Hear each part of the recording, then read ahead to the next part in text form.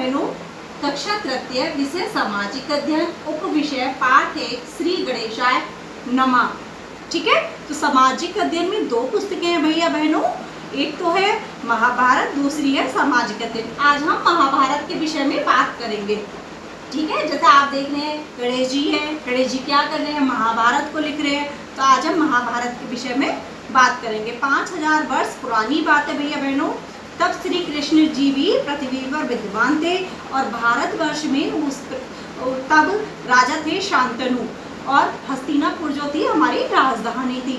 शांतनु के पुत्र विचित्रवीर्य, शांतनु के बाद उनके पुत्र विचित्रवीर्य राजा हुए, और विचित्रवीर्य के बाद के दो पुत्र थे, धृतराष्ट्र और पांडु। धृतराष्ट्र जन्म से अंधे थे, जिसके कारण पांडु ही गद्दी पर बैठे। धृतराष्ट्र की जो रानी थी उनका नाम गांधारी था, वो गांधार देश की थी, तो वो अंधे होने के कारण नहीं बैठे थे राजगद्दी पे।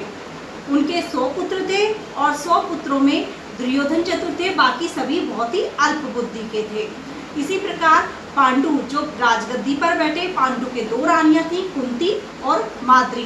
कुंती के 3 पुत्र थे, भीम, अर्जुन और युधिष्ठिर, और माद्री के 2 पुत्र थे, नकुल और सहदेव। ये 5 पांडव कहलाए। इसी प्रकार अब ये कौरव कहलाए। 100 पुत्र जो थे वो कौरव कहलाए, और जो 5 पुत्र थे वो 5 पांडव कहलाए। जब ये बड़े हुए तो ये जो था बहुत ईर्ष्या करते थे। जो कौरव थे वो पांडवों से बहुत ईर्ष्या द्वेष रखा करते थे। तो एक युधिष्ठिर को चौपड़ खेलने का बहुत बुरा शौक था। दुर्योधन के मामा वहीं पर रहते थे और वो दुर्योधन को गलत सलाह दिया करते थे। एक बार उन्होंने युधिष्ठिर और सब पांडवों को आमंत्रित किया चौपड़ खेलने के लिए। चौपड़ होता है भैया बहनों जुआ। कोई भी किसी की भी चीज़ की लत होती है वो बहुत ही बुरी होती है।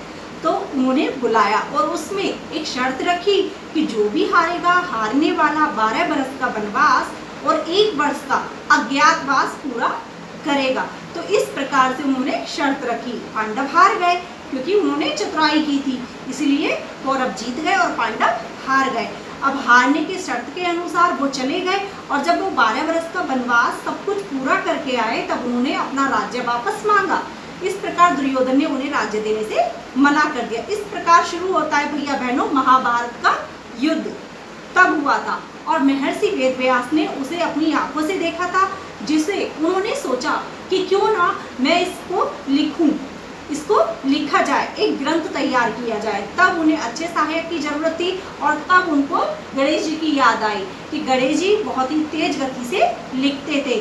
तो गणेश जी ने स्वीकार कर लिया, हाँ मैं लिखूंगा, परंतु अगर तुम बोलते बोलते कहीं पर रुक गए तो उसी समय जो मेरी कलम होगी वो रुक जाएगी।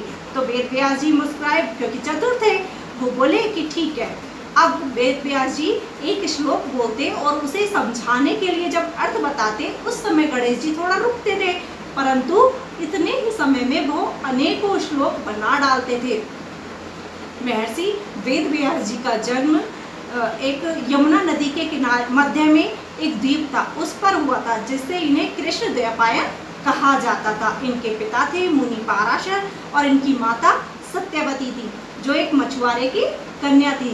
बचपन में ही ये हिमालय पर चले गए और वहाँ 12 वर्ष तक इन्होंने घोर तप किया, और ये वेदव्यास कहलाए। बद्रीनाथ में धाम होने के आश्रम होने के कारण ये बादरायण भी कहलाए। ये बहुत ही बुद्धिमान थे, बहुत ही ज्ञानी थे, और इन्होंने पवित्र वेद को 4 भागों में विभाजित किया, यजुर्वेद, सामवेद, अथर्ववेद और श्रगवेद। इस प्रकार इन्होंने 4 विभागों में इसको विभाजित किया, और इसकी व्याख्या के लिए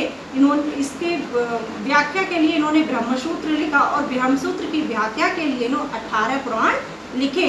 इस प्रकार ये महान ग्रंथ महाभारत जो है महान ग्रंथ है, ये हमारा 5वां वेद है। इस प्रकार ये तैयार हुआ।